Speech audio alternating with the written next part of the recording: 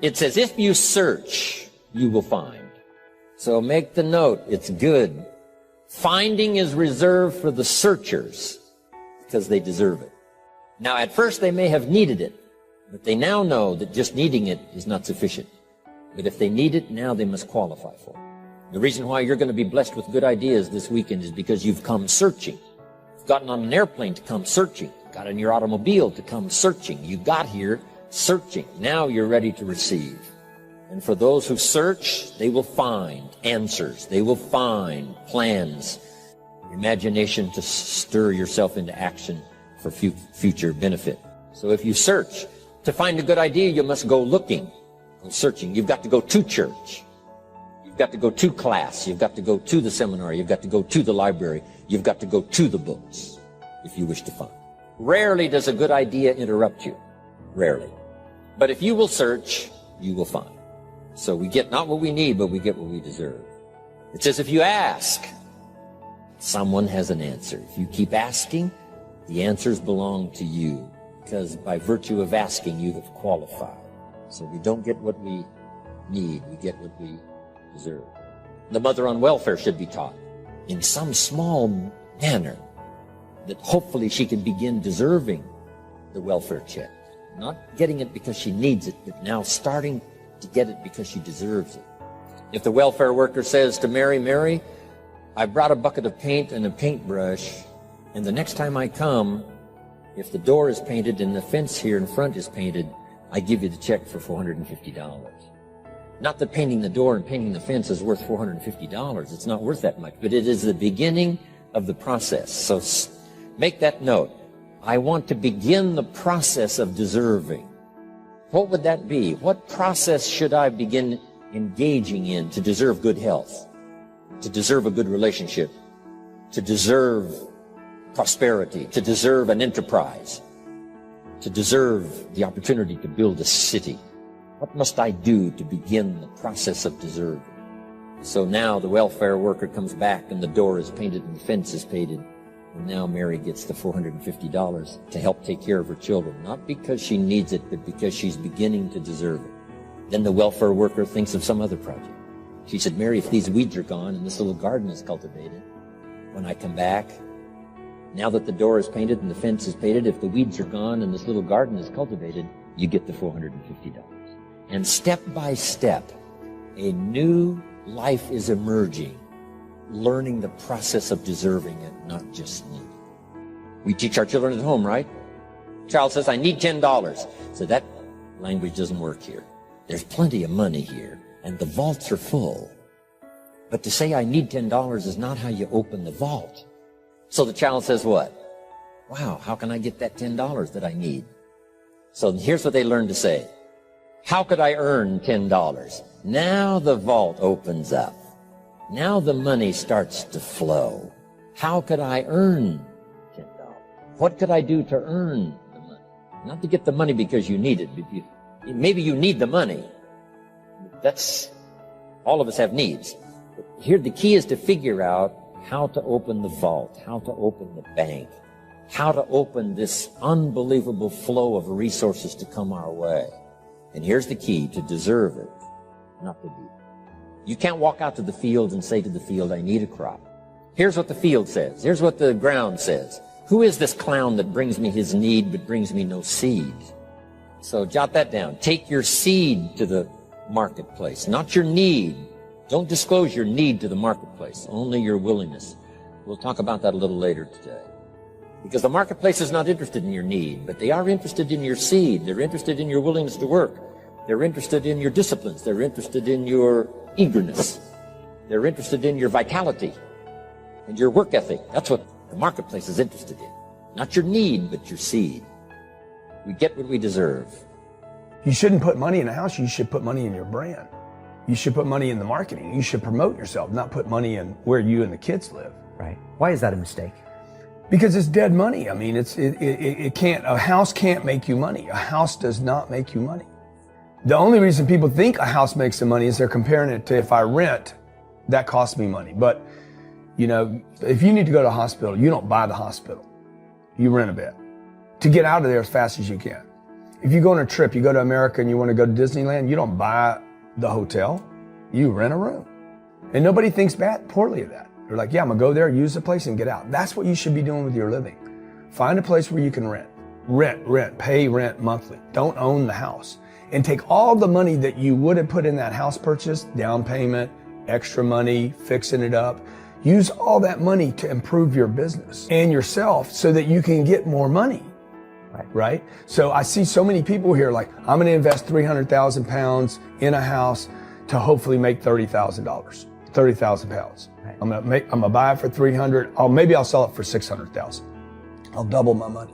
Fixed in one place, by the way, where no money comes to you. Money does not go to homes. Right. And that's a big thing on your career is moving locations. Yeah, I've moved 5 or 6 times. I can move another 4 or 5 times. Because people who stay in the same place get too comfortable. If you study wealthy people, they're mercurial. They're moving, they're mobile. They're not talking, Warren Buffett and Bill Gates do not talk about the home they live in. They talk about the places they're going to. They go meet money, they go meet wealth, they go meet connections. People are stunningly accepting of anything if they actually believe that's the purest form of it. I think I'd be less acceptable if I hedged. I really do. People will accept you. People accept everything. Just be you. Be you, and clearly people react. When you're trying to fake something and you've got bad intent, well then that's visceral and we hate. But I actually think we don't give love to the person that actually knows they have it and they're trying to fake it to conform. Hence why I won't adjust to this market all the way, because I don't think I'll be respected. I know what my intent is, so why would I be scared? I want to build the biggest building in town. That's who I am. I want you to think about the goals that you want to achieve, and I really want to challenge you to make up your mind that you're going to make that happen for yourself. And I hope that it's some goal that really resonates with who you are. When I was a little boy, my goal was to just buy groceries for our family. My mother worked on Miami Beach. She was a domestic worker. And my goal was to really be able to go to the grocery store and purchase groceries ourselves. The families knew that my mother had adopted 7 children. And so they said, Mamie, whatever food is left over after we eat, you can take that home to the children. They were very kind, very, very considerate people. My mother, who when she worked on Miami Beach, the people were very kind. I was appreciative of their generosity. But as a little boy, I said, Mama, one day, when I become a big boy, I'm going to be able to buy groceries for us. My goal as a little boy was to buy clothes for my brothers and sisters. We wore the hand-me-down clothes of the children that Mama babysat for when she went over in Miami Beach. And if the clothes were too small, she would let them out. And if they were too large, Mama could sew and take them up. And I'll never forget David Sidursky. His father was very wealthy. Mama worked for him, but David was my buddy. And so his father gave him 2 gifts for his birthday. Gave him a brand new boat, but he also gave him some motivational tapes. Earl Nightingale, I'll never forget. So he said, David, man, let me tell you something. When I die, you're going to get everything. I want you to listen to these tapes. And when his father left the room, David threw those tapes in the wastebasket. I said, David, could I have those tapes? He said, yes. I said, man, your father said, if you listen to these, you can get more and do more than what he's done. He said, look, I'm going to get everything anyhow. Go ahead, take them. Write this down. It's not what you leave for your children, it's what you leave in them. You have something special. You have greatness within you. And the only reason you're here, you are my assignment. You can feel me. Some of you feel me right here in your heart of hearts. And my goal is to get past your mind and into your heart. So it's necessary that you have the mindset that I can do this. You've got to begin to believe and to fortify that belief and feed that belief by listening to tapes, going to seminars and workshops, by challenging yourself, by stretching yourself. It was Osborne who said, unless you attempt to do something beyond that which you've already mastered, you will never grow. And as you begin to challenge yourself, you'll discover some things about yourself that you don't know right now. The other thing is you begin to look at yourself, look at your dreams, and begin to experiment and stepping into your greatness. One of the things that's very important, whatever goals and dreams that you have, make your move before you're ready.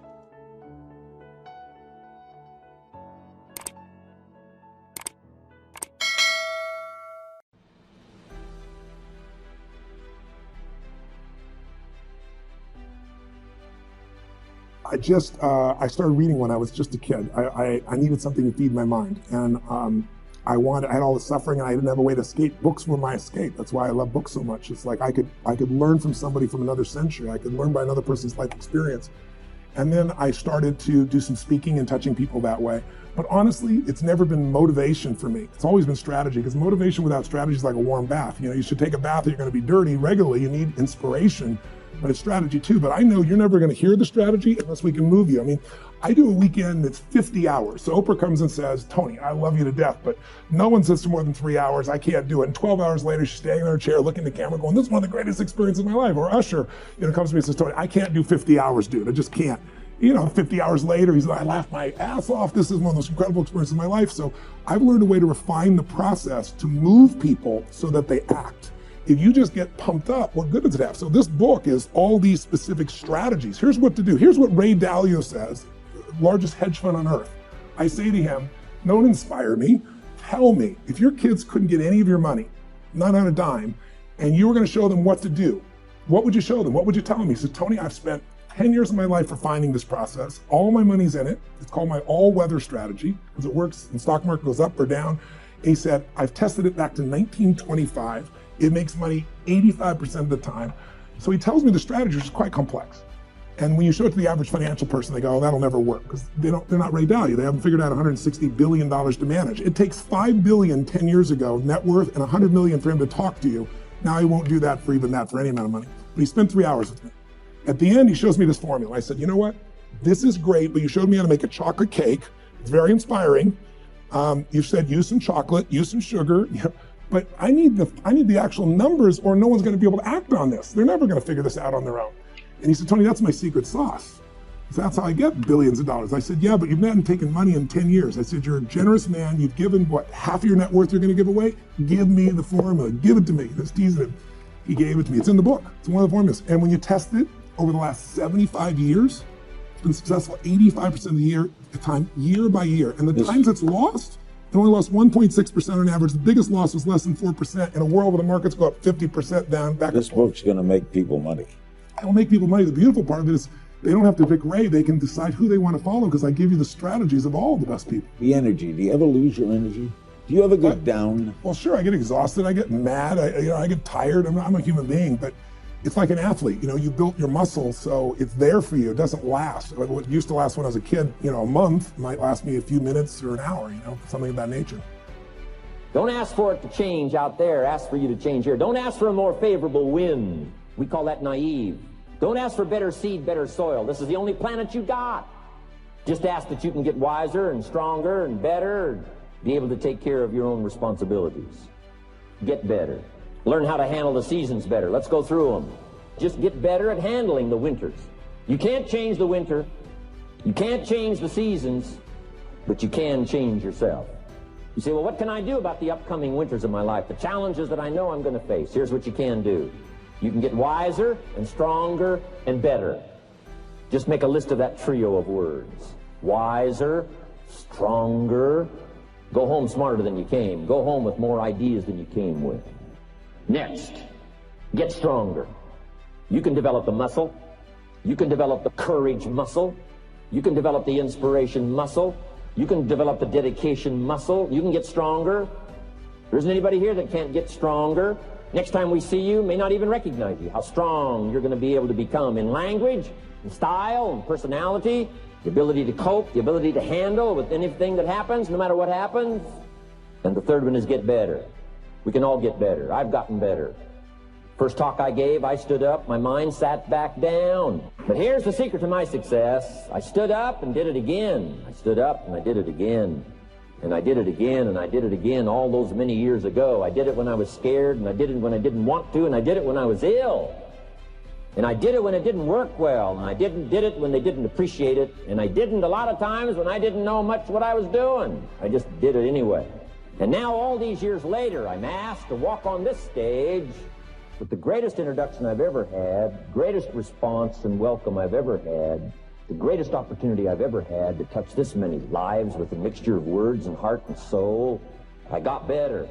I got better day by day and week by week and month by month, and I'm asking you to do the same thing until you can develop a long arm and a long reach until you can develop influence that won't quit. Touch people next year you couldn't touch this year. Touch people now you couldn't touch before. Conduct a meeting now you couldn't conduct before. Heart and soul now mixed in there that wasn't there, missing before. I'm asking all of you to get better in spite of the winters, in spite of the downturn. The money downturn, the social downturn, the personal downturn, whatever it is. Just get stronger. Get better. The key is not to wish for a better winter. The key is to wish for more strength, more wisdom, more courage, get better, get wiser, get stronger. So, if you own your failure, you'll own your success. So what is personal growth? You know, I think about entrepreneurship. Some of us are in this to do social good and make money. Some of us are into this for political causes and make money. Some of us are just here to make money. But we all have different motivations. So we all define growth differently. Sometimes it's social to me, it could be personal, it could be financial, could be a bigger house, a bigger car. Whatever it is, we all define it differently. But what is common about growth? If you do tomorrow what you did today, you will get tomorrow what you got today. Benjamin Franklin. That is the definition of not growing, isn't it? If you do tomorrow what you did today, you didn't grow, did you? Then you get tomorrow what you got today. You didn't grow, did you? So there it is. If you do it the same tomorrow, there's no growth. If you attain the same result tomorrow, there's no growth. So how do we get better every day, every hour? How do we find those resources? How do we find the energy, the knowledge to do that? That's what I want to talk about. So I want to change your mindset.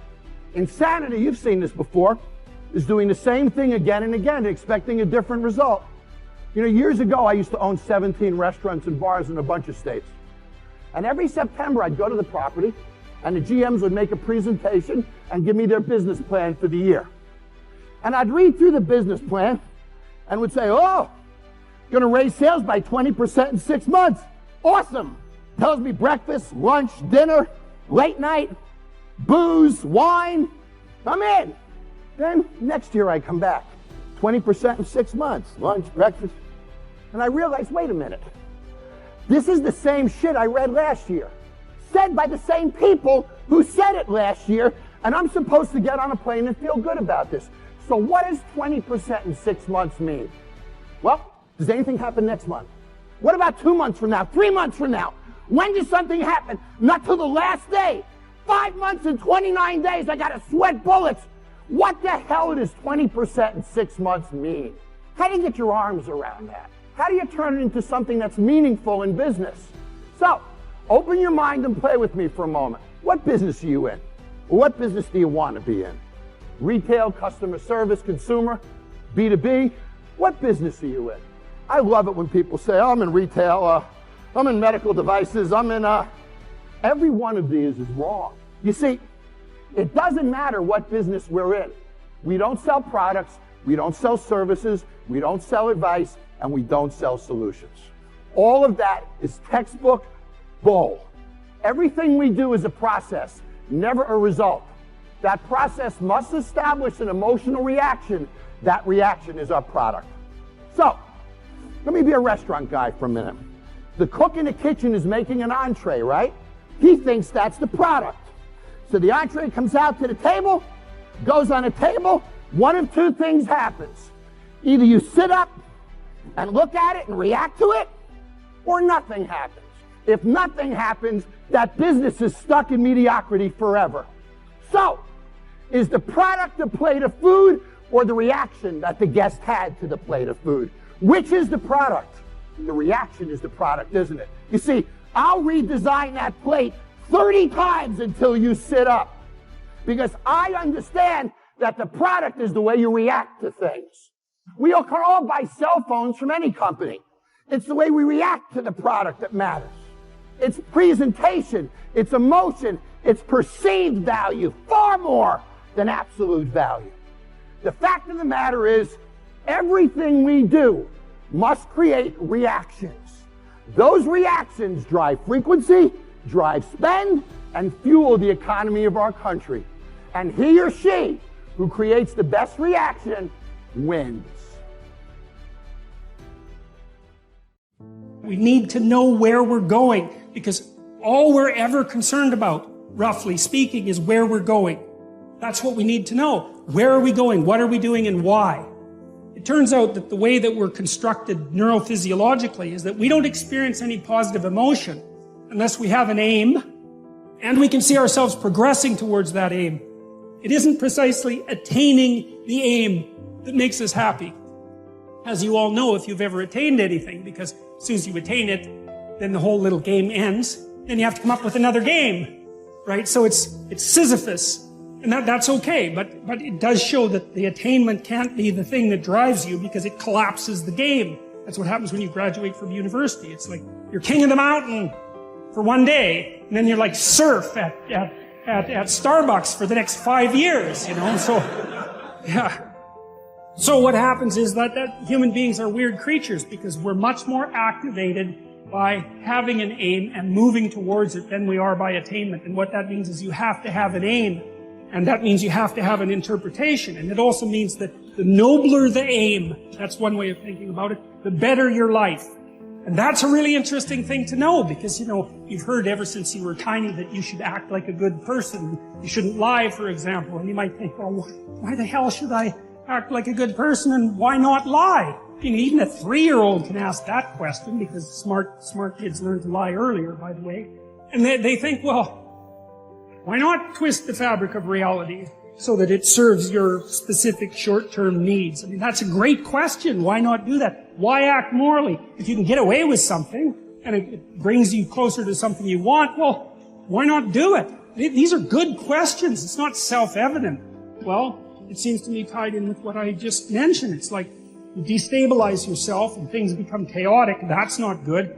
And if you don't have a noble aim, then you have nothing but shallow, trivial pleasures, and they don't sustain you. And that's not good because life is so difficult, it's so much suffering, it's so complex. It ends, and everyone dies, and it's painful. It's like without a noble aim, how can you withstand any of that?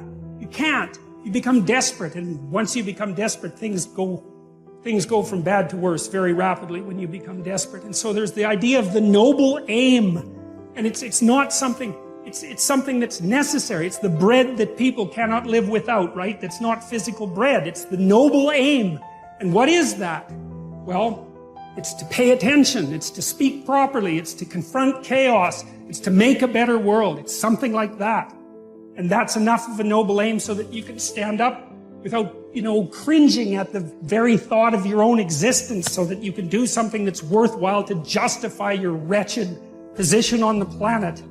And whatever it is that is you has this capacity to experience reality and to transform it, which is a very strange thing, You can conceptualize a future in your imagination, and then you can work and make that manifest. You participate in the process of creation.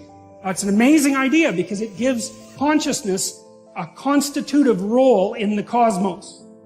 You are going to meet people in your life you do not like. They may not like you. Doesn't matter. The point is, in work, you're achieving results towards a goal. Now, you don't have to love everybody you work with. It's a nice bonus, but it's not going to happen. So you got to kind of realize they are stepping stones in your career. They are stepping stones if you're an entrepreneur. They're points of resistance. They're roadblocks. They're pitfalls. They're bumps. Whatever you want to call them. But you've got to achieve success. You've got to get over them. You've got to work with them, and you're going to move on. If you dwell on those, if they eat at you and they take away from your focus, then you're losing. And that's something you have to learn. You have to learn to deal with the noise, people that don't like you, people that hassle you, people you don't like. But that has nothing to do with achieving the objective, whatever that is. The first source of inspiration is deciding. Second source of inspiration is planning. And now, here's a big source of inspiration, beginning, getting started. Actually turning thought and the notes on the paper, the plans, actually now committing it to action, getting started. And beginning can be an incredible source of inspiration. Guess what you can say? I'm on a new track. I have carved out for myself a new beginning. I'm on my way to the most incredible health. I will never be the same again. I'm leaving the old, undisciplined part of me. I'm leaving that behind. I'm a new person. I made my first walk around the block that I'd thought about for so long and never did. I finally did it today. I've started. I have begun. That is an incredible source of inspiration. And that is to start, to begin. You cannot believe what can happen to your self-esteem. And many of you have already experienced it. I'm just asking you to begin something new in all the areas of your life. Maybe you've always thought about benevolence and you just haven't gotten started, or you haven't made the plans, or you haven't made the decision. I'm asking you to start taking that stuff now that's in your head, that imagination, which is very powerful, and it's a great source of inspiration in itself. But then I'm asking you then to decide, use that inspiration. Then I'm asking you to make plans, begin to make plans, use that inspiration. And then if you take that first step, it can be the first step of an incredible journey. And beginning can be many things. Beginning a new commitment to learning. You say, I'm going to have a library second to none, and I bought the first book of my new library today. I'm going to be surrounded by information and inspiration. You know, I provided some space in my room for my expanded library. But here's what's exciting. I got the first book today. I've gotten started. This is just the first of many, many books. This is the first of a whole flow of information for me. This is the first time. You want to learn a new skill and you sign up for a class. Let's say you want to learn accounting or something, and you sign up for the class and you take the first class. You get started. You thought about it. You made some plans for it. You made some time for it.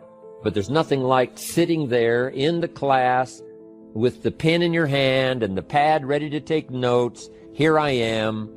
I'm starting on a new journey of learning. Remember that. Beginning is a fantastic source of inspiration. Planning is an incredible source of inspiration. If you begin that first week and then you don't continue, yes, you'll be inspired by deciding and planning and beginning. But all of that now will start to fade away if you don't do number 4. One of the great sources of inspiration is progressing. Once you've gotten started, now you proceed, you progress. Now you go to class the second week, you go to class the third week. But it's not only progressing in terms of time, it's progressing in terms of what you're learning, progressing in terms of getting the information that you hadn't discovered before. Now you're excited about that. You use your time not jogging. You see, time determines everything. If your marriage is under stress, it's because you haven't used your time in your marriage properly. Time is so powerful that whatever you invest your time in, you become. There are some people in your life you need to drop. Why? They ain't help you. In other words, time gives you time to change relationships. I put it to you, friends, that you can actually treat time just like money. Write this down. You can have time stolen. How many of you sat with people for 2 hours? When you was finished, you wasn't sure what happened. I mean, 2 hours of your life gone, and they talked to you, and you gained nothing. The older I get, the less time I have to just listen to talk. Time is more valuable than money. You can get more money, but unfortunately you can't get more time. I don't know about you, but you ain't old enough yet. There's a certain period in your life where you realize, I ain't got time for this. People just kind of wander into your life. Let's talk. Talk about what? Write this down. Time can be what? Abused. Time can also be lost. You can lose it, just like money. Time can be squandered, just like money. You can spend an entire day. Have you ever said this? I don't know where the day gone. Why? You squandered it. It didn't take you closer to your goals, didn't take you closer to your vision, didn't accomplish the things you wanted, and you spent it and squandered it on stuff that didn't count. Time is more important than money.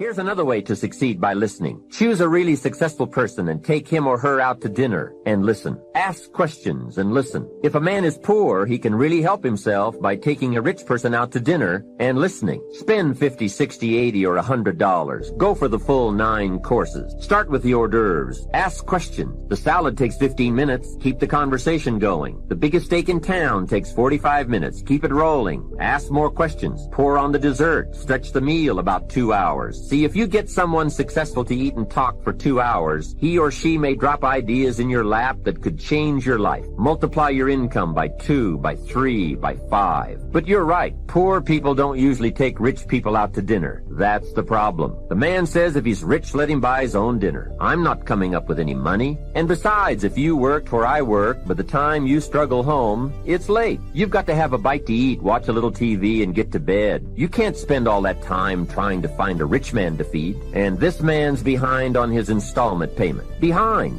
He's a good worker, hard worker, sincere. But remember, you can work hard and be sincere all your life and wind up broke and unhappy. You've got to be better than a good worker. You've got to be a good listener. The third way to learn from others is to observe. Watch what successful people do. Here's why. Success leaves clues. Watch how the man shakes hands. Spend the money and time and the effort. They're all investments, time, effort, and money. But the payoff is so great, it's hard to compare the cost to the reward. First is the money, and it does take some money. I have a great suggestion for the cassettes and the books and the lectures, the seminars, and the videos you need for a constant flow of ideas and inspiration. Set up an educational fund. Take a portion of your income each month and set it aside to invest in all the means of the search for knowledge. Remember, the best money spent is the money spent to cultivate the genius of your own mind and spirit. Make sure you don't spend more for accommodation than you do for education.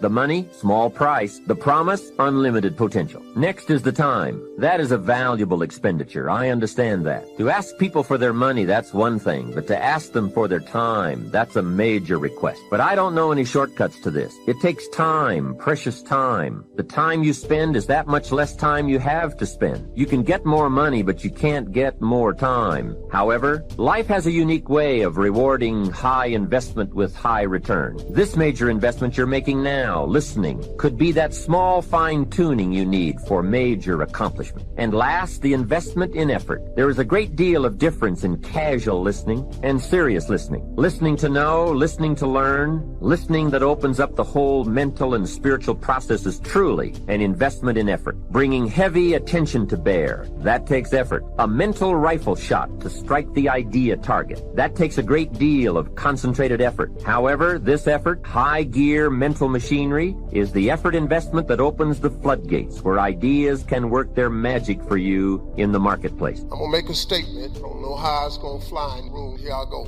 Education is not the most important thing in your life. It's not.